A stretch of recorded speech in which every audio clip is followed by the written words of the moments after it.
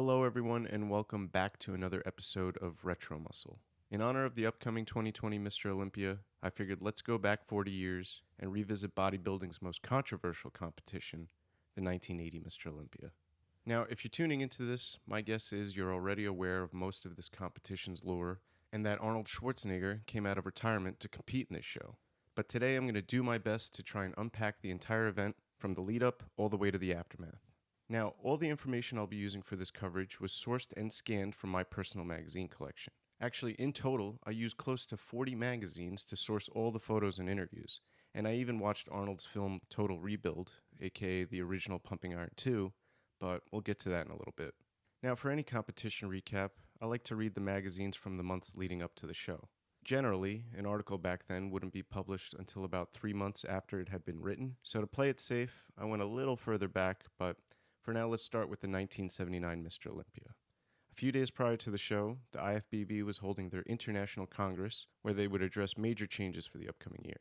The 79 Congress was held on the morning of October 5th in Columbus, Ohio, and President Ben Weider began by welcoming all the representatives, but before any business was dealt with, Weider awarded the co-promoter of the competition, Arnold Schwarzenegger, with the President's Medal of the IFBB.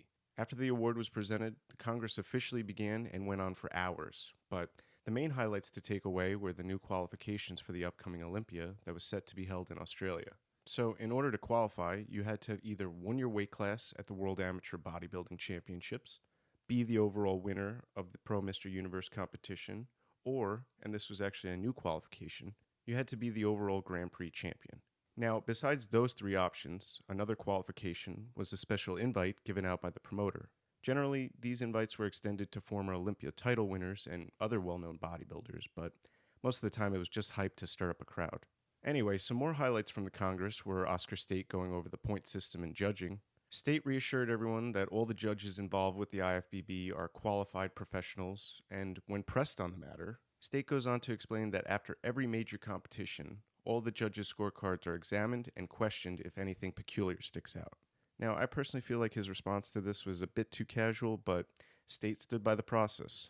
Anyway, let's move on because we can get stuck here talking about this Congress all day. Like, for example, how Paul Graham, the Australian Bodybuilding Federation's president, was actually elected as the IFBB's vice president for the South Pacific. And Graham would eventually go on to promote the Olympia the following year, but we'll get there. Okay, now that we've established the IFBB's changes, the next thing I wanted to talk about was Arnold. Well, more about his motivation. Why would Arnold come out of retirement? Now, I could have simply read his Muscle and Fitness comeback article, where he explains it was accidental circumstances and gut instinct. But I just felt like there had to be more because it seemed that there was always rumors of Arnold coming back, so I searched around. From what I've read, the rumors started the day he retired. Even when he promoted his first Olympia back in 1976, people believed he'd come back. Personally, I think Arnold was a full-on celebrity by this point. He was beyond the sport that made him, and there was no need to go for another title. Not only did he go out on top as a 6-time Mr. Olympia title winner, but he was already a successful businessman through his personal line of weightlifting courses and t-shirt sales. And if that wasn't enough, Arnold had already starred in multiple movies, made tons of TV appearances, not to mention was already in talks to film Conan as early as 1976. But Arnold probably didn't help with the rumors. Like this quote here from a profile in 1976. Arnold goes on to say that he'll be back and wipe them all out. So, anyway, I went through many articles and interviews with Arnold leading up to the 80 Olympia, seeing if I could find anything that claimed his return. And every so often he would get questioned whether or not he'd come back, like this one here. This was from an article in the September issue of Muscle and Fitness, and Arnold explains that he and Jim Lorimer didn't want to hold a monopoly over the Olympia title. So every other year they would host the event in Columbus, which is sort of true. I went back and found an article from 1978, and it actually seemed like Ben Weider was already planning on taking the Olympia on the road.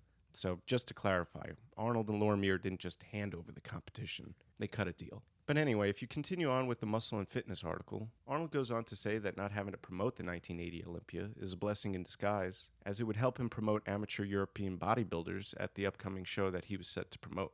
That same month, MuscleMag International had a write-in segment for Arnold to answer questions from the readers. Here, I found a question asking Arnold's thoughts on the upcoming Olympia in Sydney. He goes on to tell the readers that the Olympia competition will return to Columbus the following year, but nothing about his entry. But something that did stick out to me, though, were his comments about Paul Graham. He says, "We've checked out Graham, who seems to be a good promoter and has done shows in Australia," but by this point, Arnold was well acquainted with Graham. While reading through some older issues, I found an article written by photographer Robert Nayland, and Nayland goes on to describe Arnold's trip to Australia back in 1974. Schwarzenegger actually guest posed at the Sydney Opera House where the Mr. New South Wales was being held. Along with being put up by the promoter, Arnold was driven around and he even trained at his gym, and that promoter was Paul Graham. Now, the only reason I bring this up is to establish that Arnold had a relationship with Graham well before he retired and began promoting. Anyway, I continued to search through the magazines looking for an exact quote by Arnold claiming his comeback. In some articles, he would say maybe one day or that it seemed attractive, and then I'd find a seminar quoting him saying that he was just too busy. So I gave up on the interviews and then began to scour the gossip columns, but they're not too reliable either. Like this right here. I pulled this from a MuscleMag about 5 months before the show. Now, according to that Muscle and Fitness article that Arnold had written, a big influence on his comeback was his training for the role as Conan. Arnold had officially been signed on to play the role since 1977, but due to the lengthy process of financing a big-budget action fantasy film, not to mention script changes and other pre-production holdups, Schwarzenegger didn't receive a shooting schedule until the summer of 1980. At that time, he was notified that principal photography would begin in early January of 1981. Now, according to Arnold, the first scenes of the film that were scheduled to be shot were actually some of the picture's final moments. Here, Arnold would be portraying King Conan, a much more aged, fuller version of the character. So with plenty of time to train, Arnold had been taking it pretty casually up until around August. Then around that time, they had a production meeting to reschedule the shooting dates to October. Here, Arnold was asked by director John Milius if he could weigh around 230 to 240 pounds, as opposed to the 215 that they had originally requested. And Arnold confirmed that he could do it. Anyway, if we go back to Arnold's comeback article, he goes on to say that he immediately ramped up his workouts to a double split 6 days a week. And as time went on and shooting dates came closer, Arnold began to receive compliments from his training partner, Franco Columbo, and many others. Now, Arnold claimed that he was solely focused on playing Conan and had no intention on competing in the Olympia. But according to his story, Franco continued to encourage him to enter the competition along with Joe Weider. Arnold claimed that he wasn't fully committed until a few weeks prior, so he told Franco, along with his close friends, not to talk about his entry to the competition. Now, I thought this was a little suspect, but his reasoning for the secrecy was because he wanted the option to back out last minute without anyone knowing, and he also didn't want to scare off the competition. But this is just one side of the story. Through my research, I found there were a lot of conspiracies out there for Arnold's comeback. Like here, for example, I found a great article written by Rick Wayne, and Wayne goes on to quote Boyarko by saying the thing that bothered him the most was that he had told a writer that he entered the Olympia to teach him and Mensur a lesson. Now, this is a bit out of context, so let me quickly paint the picture. Apparently, Arnold was under the impression that both Mensur and Co. were bashing him and his training philosophies in the magazines and their seminars. Now, this seemed awfully petty, so I searched around for anything I could find printed. And it seemed like the only thing I could find was this quote here from a Mensur seminar in Florida. Now, speaking of Mensur, I think his biggest issue with Arnold was actually well before he officially came out of retirement. So, originally, Schwarzenegger was scheduled to be a judge for this competition, and Mensur took issue with that for good reason. Frank Burwash, head of the Australian Judging Committee, wrote a scathing article after the competition that didn't hold back. Not only did Burwash not support Arnold's return, he went on to point out that a few months prior to the Olympia, promoter Paul Graham had announced on stage at the Mr. Australia competition in Brisbane that his friend Arnold Schwarzenegger would be coming down to help organize the Olympia, and he would be listed as a possible judge. Now, the reason this bothered Mensur so much was because Schwarzenegger couldn't be an impartial judge, as he had openly made disparaging comments about him in the past. And it wasn't hearsay. The magazines had printed Arnold openly saying that Mensur would never win the title. But it doesn't just end there. Another competitor who seemed to have an issue with Arnold's comeback was Frank Zane. Zane, the 3-time Mr. Olympia winner, was very optimistic about Sydney. His biggest foes for the upcoming title would be returning heavyweight champ Mike Mensur and Grand Prix champion Chris Dickerson. Similar to Mensur, Zane took the entire year off of competition so that he could solely focus on this competition. And just like the 79 off-season, Zane had been training very heavy so that he could put on some extra weight. He was weighing around 210 pounds and had planned to cut down to 197 for the day of the show. But unfortunately, due to a freak accident, everything changed for Zane.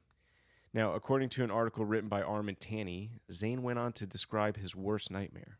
On August 1st, before training, Zane planned to relax poolside at his Palm Spring home and catch some sun, but as he went to sit down in his deck chair, he somehow fell over and into the pool. After falling in, the edge of the chair sliced in between his legs across the base of his urethra. Zane immediately started bleeding through his urinary tract and was rushed to the hospital. He ended up staying for a little over a week, and by the time of his release, he lost 20 pounds. Not sure if he should still compete, Zane spoke with his doctor and wife. He had told the writer that he had been leaning towards not competing, but after his doctor's approval and the encouragement from his wife, he chose to do it. After being released from the hospital, Zane had kept in contact with Arnold, and the reason was because by this point, it was publicly known that Arnold would be traveling to Australia since he was scheduled to be a commentator for the Olympia. Anyway, with only 6 weeks left, Zane told Arnold about his injury, and this part I do believe is a little dirty because Arnold spoke nothing about his possible entry and actually encouraged Frank to enter the show and defend his title. Now, you may think I might be looking into this, but Zane actually would later admit that he felt that he was the real reason for Arnold's comeback.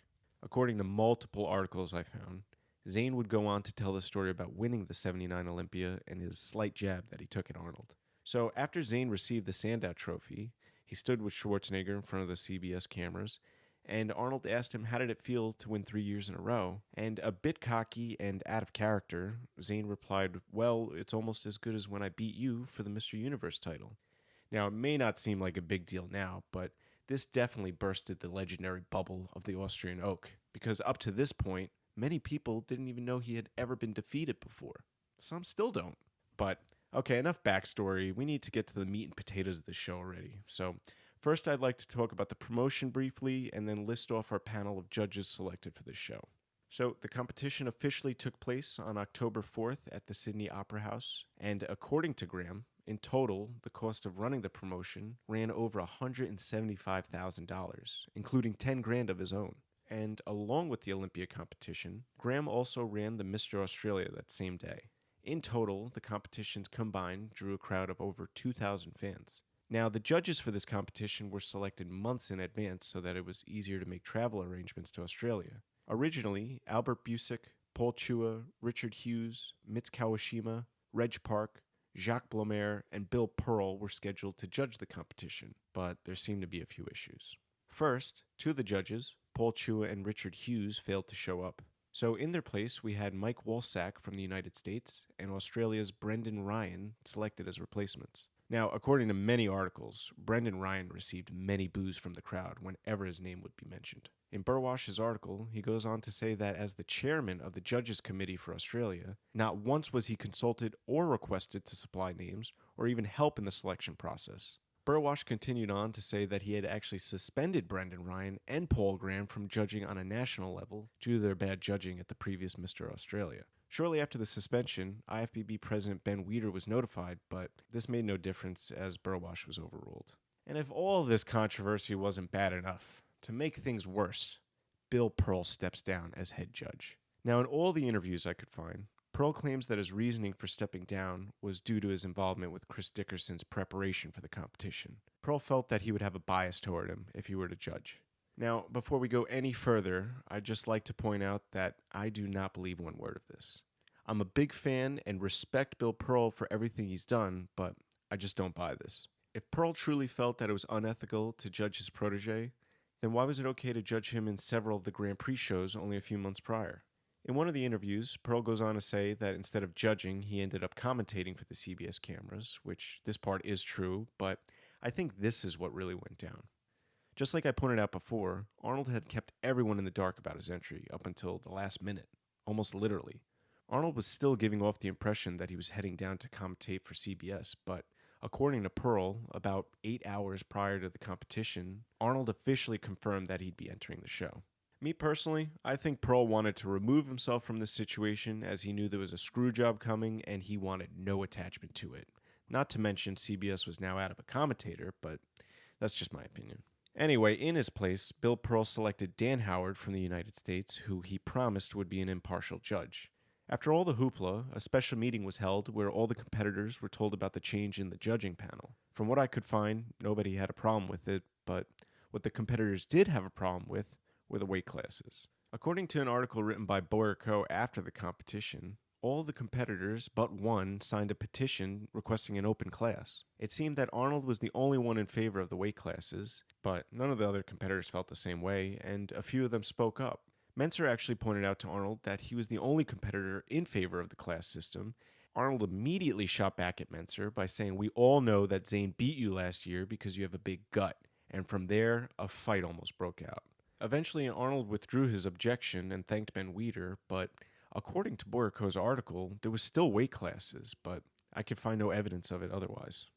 Alright, now before we move on to prejudging, first I want to list off the 16 competitors who made their way down to Australia. First up, we have the giant killer, Danny Padilla, and it was good to see Padilla's name in this lineup because he hadn't competed that much throughout the year. Alright, next we had Boyarko, who actually competed in every single Grand Prix show, where he generally hung in the top 5, but the day of this competition, he seemed to be at his best. Okay, moving on to our next competitor, making his first Olympia appearance. From England, we had former NABBA Mr. Universe, Roy Duval. Alright, moving on to our fourth competitor, with only 8 weeks of training, or 12, depending on which article you read. We had 6-time Mr. Olympia winner, Arnold Schwarzenegger. Okay, next, our following competitor was a hit with the home crowd, and that was Roger Walker. Standing at 5'9" and 220 pounds, Walker was looking much more improved from the year prior. Alright, next in the lineup we had Roy Callender of Canada, who had recently returned to the competitive scene after almost taking the entire year off due to a back injury. Alright, let's move along. Next we had Mr. Heavy Duty himself, Mike Mensah. Mensah took off from the competitive scene and prepped the entire year just for this competition. From the previous Olympia, Mensah had packed on an extra 10 pounds and was looking more shredded than ever. Okay, on to our 8th competitor, and that was another NABBA Mr. Universe from the United Kingdom, and that was Yorkshire's Tony Emmett. Alright, moving on to our next 2 competitors, who were both IFBB Mr. Universe title holders, and they were Ken Waller and Samir Bannout. Alright, moving on to our 11th competitor, and that was returning 3-time Mr. Olympia winner, Frank Zane. Okay, next in the lineup, we had overall Grand Prix champion, Chris Dickerson, followed by our next competitor, who was a former natural Mr. America, and that was Dennis Tinerino, who was looking huge and definitely not natural here. Okay, moving on. Next, we had former world amateur bodybuilding champion, Tom Platz. Platz was looking much sharper than he did earlier in the year. Alright, our next competitor actually qualified for the show through a special invite, and that was former Mr. America, Casey Viator. Alright, to finish it all off, our 16th and final competitor was master poser Ed Corney. Now, before we really dig into this, there's just one more thing I'd like to point out. After going through this entire lineup, one person's name popped into my head who should be here and isn't. And that's Robbie Robinson. Not only was Robinson qualified, but several months prior, he had competed and placed fairly high in a few of the Grand Prix shows. Robinson even competed in the Night of the Champions, but after that, he seemed to disappear. While searching for more information on his whereabouts, I found a great interview by John Williams in an issue of Muscle Digest. Sometime after the 1980 Grand Prix circuit, Robinson linked up with the head sponsor and owner of Da Vinci Labs, Tony Orlandi. He had been staying with Orlandi for a few days in Vermont as he was taking part in a nutrition training program, along with learning more about the company's logistics. So it seemed that Robinson had left Weider behind and was in search of a new sponsor. He went on to explain to the writer his frustrations with the organization and that he was fed up with the politics in the sport. Now, Robinson never stated that he was officially retired, but he did make it clear that he had split from the IFBB, which is a shame because I can't imagine if he competed in Sydney. Speaking of which, let's get back to the show. Prejudging didn't begin until 2 p.m., so many of the competitors took part in their pre-competition rituals. From homemade saunas to rubber sweatsuits, everyone did their best to try and draw out the excess water. Speaking of being bloated, according to Arnold's comeback article, he went on to explain that he suffered a minor training injury before flying out to Australia. He ended up taking a cortisone shot, but didn't realize water retention would be one of the side effects. It actually got so bad that he couldn't flex his legs and his ankles were swollen. So Arnold, along with his training partner, Franco Colombo, spent many hours posing over and over to lose the excess water. According to Schwarzenegger, he never used diuretics for the show and simply posed all night long. Anyway, when prejudging eventually did begin, all the competitors were called out onto the stage at the Sydney Opera House. The first round consisted of all the competitors making quarter turns as each of the 7 judges evaluated them. The second round was compulsory poses, and this was probably the most grueling of them all. Each of the competitors were mixed and matched into a bunch of different combinations, ensuring that the judges made a fair comparison of them all. But from what I found, one article claims that some of the competitors were never compared to others. That same writer continues on to say that only the top 8 were truly scrutinized by the judging panel, and from what pictures I could find, this kind of seems to be true. You'd expect to at least see one picture of Arnold and Padilla being compared. I mean, come on, this photo should exist, but I guess it's true, not everyone was compared. Anyway, another issue I had with prejudging was some of the antics pulled on stage, specifically by Arnold. I know this might be a nitpicky thing, but I'm not the only one that felt this way. According to the writers, each competitor took this show deadly serious, except for Arnold. During the first round, Arnold was smiling most of the time and hamming it up with the audience, which I personally have no problem with that, but what I do have a problem with, and what I would consider cheating, was when Arnold would hit poses during that round to make himself stand out. Now, when it came to the second round, judges requested mandatory poses from the competitors, but here Arnold would throw in extra ones that highlighted his stronger points, like this one, for example. Here's a call out for the competitors to hit a side tricep, and sure, not everyone is going to do the same conventional pose, but Arnold goes with the mantis, which, don't get me wrong, looks awesome, especially on him, but that's definitely not the pose to show off your triceps. Anyway, after prejudging ended, the evening show was set to begin with the third round, individual posing routines.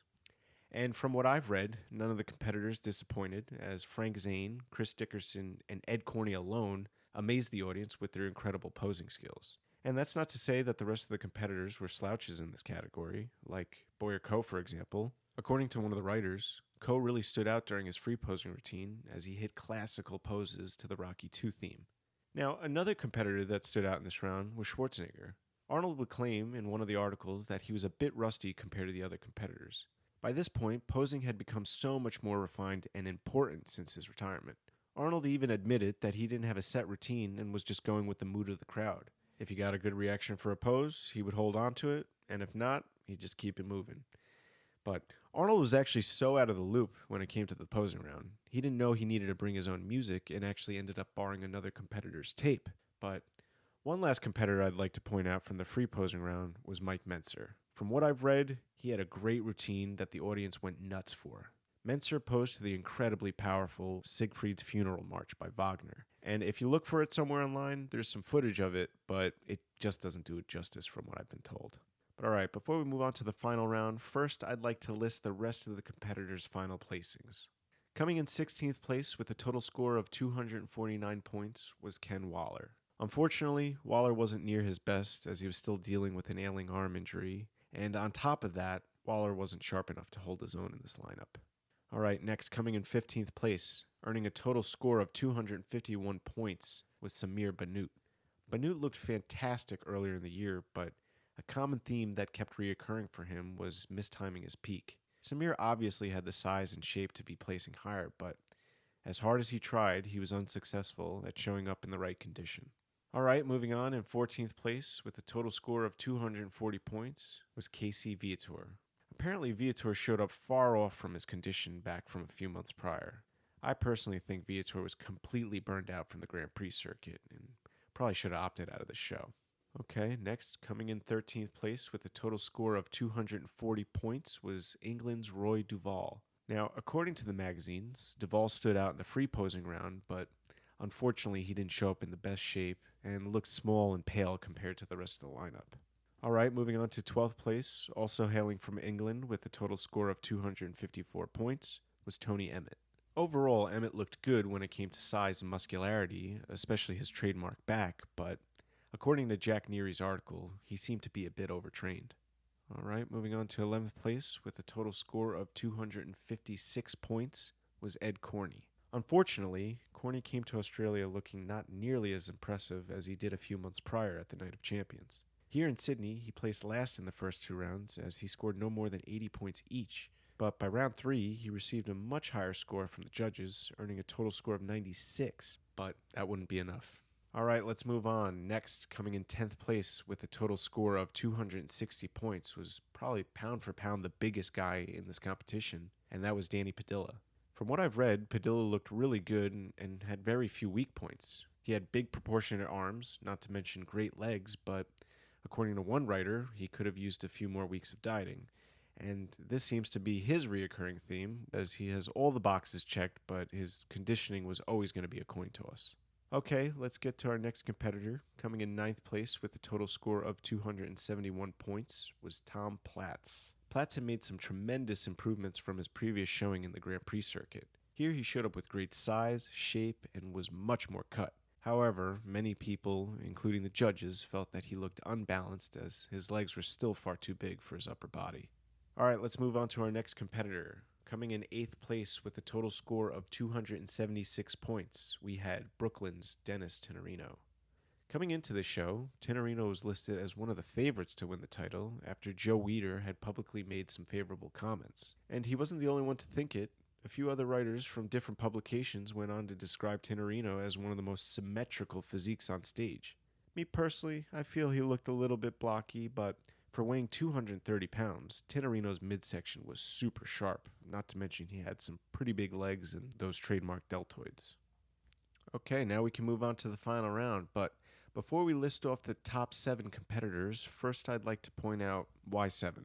Usually it's always top 6, but it seems that 7th place here was currently a draw between Roy Callender and Roger Walker. The two competitors had a total score of 277 points each, so in order to decide their final placings, Walker and Callender took part in the final pose down. In the end, 7th place was awarded to Roy Callender, and Callender really stood out in the individual posing routines, according to the magazines, and was just as muscular as Walker was, but apparently what lost it for him was his conditioning and his calves. Alright, so I'm just going to keep going down the list. Coming in 6th place was fan favorite Roger Walker. Walker showed up that day with good conditioning for carrying around 220 pounds, but some writers said he should consider himself to be lucky to make the top 6, as his lower pecs seemed to be overdeveloped, possible gyno, and he had a blocky waist. But one thing I did find very interesting was in my research, I actually found a few articles that go over a little issue between Arnold and Walker. According to Burwash's article, during the final pose down, Arnold purposely struck Walker 3 times with an elbow jolt. Burwash and the fans in attendance felt Arnold was trying to throw him off balance so that he could fall, but I could see this being a minor issue being blown out of proportion, and Arnold actually came out after the fact acknowledging this, saying it was all good-natured and that he would never mess with Walker. Alright, let's move on to 5th place, and that went to Mike Mentzer. According to one article, this was probably the most devastating decision of the night, as the once loud crowd became silent as they were stunned by the placing. It was actually so quiet, someone from the back of the hall shouted out bullshit, and as Mentzer appeared on stage to receive his trophy, he waved to the crowd and said loudly, "Yeah, bullshit." From what I've read, Mentzer had very few flaws this day and was looking big with a powerful shape and much more condition from the year prior. But of course, not everyone felt this way, as one of the writers felt that he looked good in person, but that he was trying too hard to hide his narrow shoulders. So I went back looking up some quotes from the competitors, and I found a great interview by Muscle Digest that took place after the show. When asked his thoughts on judging, Mentzer replied that it was a very poor judging panel, and went on to explain that there were too many ridiculous things that took place that day, casting a black eye on the sport. Muscle Digest continued on by asking about CBS coverage and how did they react to the controversy. Mentzer replied by saying Arnold's tactics and those of his handlers were very disruptive. You had Franco Columbo coming on stage during pre-judging to give Arnold fresh oil and a towel, and at one point Arnold actually took Franco to the middle of the stage to introduce him. Mentzer goes on to say that they were also filming for Pumping Iron 2 with George Butler. Now, obviously, the footage from CBS never surfaced, and Pumping Iron 2 never came out, but whatever did end up happening to all that footage that Butler's crew shot? Well, if we fast forward to an August 1983 issue of Muscle Training Illustrated, inside you'll find an interview of Tom Platz where he's questioned about the 1980 Olympia and the film he starred in with Arnold Schwarzenegger. Platz goes on to confirm that he was chosen to star in a film featuring Arnold called The Comeback, which would later be renamed Total Rebuild. So it seems like in order to salvage the footage originally shot at the 1980 Olympia, producers had the film edited to chronicle Arnold coming back out of his retirement, while also covering a new and up-and-coming bodybuilder played by Platz. All right, let's get back to the competition and move on to fourth place. And that went to Boyer Coe. Coe showed up in superb condition and great shape overall. His development and presentation were near perfect as he had great legs and truly impressive biceps. His only fault was one that seemed to plague him his whole career, and that was his midsection, but I feel like here it can get overlooked. Now, similar to Mensah, Boyer felt that the judges could have done a better job and that the overall results made a mockery of the sport. All right, let's keep it moving. Next, coming in third place was former Mr. Olympia, Frank Zane. According to the writers, Zane really looked good but was just too underweight. In the relaxed position, some could consider him almost perfect, but due to his injury, he wasn't able to put on enough size to really emphasize this level of conditioning. Up to this point, Zane hadn't made his injury public, so many of the writers speculated that his lack of size was a result of last-minute prepping, but that couldn't be further from the truth, because in reality, he was dealing with so much more than any of the other competitors were, but at only 187 pounds, Zane was just too small to reclaim his title. Now, according to Jack Neary's Muscle and Fitness article, after the competition, Zane was so frustrated with the outcome that he smashed his trophy in the parking lot. But before the article could even be printed, Zane requested a correction at the end of Neary's article. When questioned about it later, Zane said he never smashed his trophy in the parking lot, and that actually it was Mike Mensah who did it. But as I continued on with the article, Zane did point out that he put down his trophy, which fell over and broke. So maybe the truth is somewhere in the middle. All right, now let's move on to second place. With a total score of 292 points, including 2 first-place votes, we had Chris Dickerson. Dickerson came into the show at his lifetime best as he showed up in Australia, even more improved from earlier on in the year. His back was great, and his arms looked considerably bigger in my opinion. Another highlight of his were his legs. He blew everyone away in this department, especially the calves, but I will admit Dickerson did lack overall size, and this was really apparent while standing next to some other competitors. The following year, Dickerson was questioned by Muscle Training Illustrated about the outcome of the competition and his feelings on it. Dickerson seemed to be a professional about the whole thing, but did point out that he felt that the competition was truly between him and former Mr. Olympia, Frank Zane. He had nothing but good things to say about Zane, but did admit that he was happy to have beaten him. Dickerson also went on to confirm that George Butler was shooting pumping iron too, and that a few competitors did really break their trophies. But unlike the others, Dickerson actually chose to keep his, as he felt although it wasn't the placing that he thought he deserved, second place was a big improvement from his previous outing in '79. Okay, finally, for what everyone's been waiting for, our winner of the 1980 Mr. Olympia, with 5 first-place votes and a total score of 300 points. Arnold Schwarzenegger earned a check for $20,000 and his 7th Mr. Olympia title. Every single magazine covering the show said the same thing. The crowd had mixed reactions about this decision. Some cheered, but it was hard to ignore that a vast majority of the audience booed Arnold. It got so bad that some of the fans were actually heard filing out of the Opera House chanting "rigged." Now, after the show, Arnold went on to say that no win will ever be universally popular, but this was on another level. The other competitors were so disappointed with the results, they actually refused to remain on stage for the final award portion. So, after Arnold received the Sandow Trophy, he gave a small speech thanking the Weeders, Paul Graham, Joe Gold, Franco Colombo, and his girlfriend Maria Shriver. And everyone in Arnold's camp had good things to say. I actually found a few quotes here where Colombo says Arnold's win was justified, and Joe Gold claimed that Arnold was the best on stage. But if you ask a lot of the other guys on stage what they thought, it was a much different story. Here are a few quotes from some of the top competitors, and I know it may seem like sour grapes now, but they weren't the only ones who thought this. Here, Bill Pearl acknowledges Arnold being out of shape and says that he would have given first to Dickerson or Coe.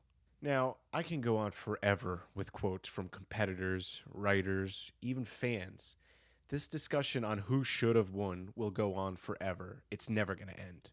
But usually when this contest is brought up, Mensah immediately pops to mind, as many people say that he deserved the title, and this was also actually his last competition that he ever competed in. But what about Dickerson and Coe? These 2 seasoned veterans constantly get overlooked whenever the 1980 Mr. Olympia is brought up. Or what about the returning champ Frank Zane? I can see the argument for all these guys potentially taking the title, but Arnold, on the other hand, I just don't think he deserved this one. But if you asked him, he'd disagree. He felt like he was 90% at his best and happy with the outcome. Although I did find it funny that he admitted if he lost to a smaller guy like Dickerson, he would have been devastated. Now, I'd just like to say, I know this video may come off like I'm not a fan of Arnold or something, but that couldn't be further from the truth. I will always respect what Arnold Schwarzenegger has done for the sport of bodybuilding, not to mention his extensive film career, which I'm a huge fan of. And oh shit, I forgot. Yeah, he was a politician too. I mean, there's very few people like this man out there. But I will always stand by my feelings that he should have never came back for the 7th title. His return to bodybuilding was such an issue that a lot of the competitors from this competition, including other IFBB pros, signed a petition to boycott the following year's Olympia. But that's a whole nother story. All right, I think the best way to end this episode right now is with a great quote I found by Bill Pearl explaining why Arnold's comeback was not good for the sport. I think that Arnold would have his hands full if he were to compete now, unless he really became really serious about his training and did all that was necessary for him to do to get in tip-top shape. But if Arnold were able to come back and win these contests after a short interval, it means that the sport of bodybuilding has literally stood still for the last 5 years. This, in my opinion, is not true. All right, that's going to do it here. I hope you guys enjoyed the video, and if you did, please don't forget to like it, subscribe to the channel, and if you want more classic bodybuilding content, check out my Instagram page at RetroMuscleMags.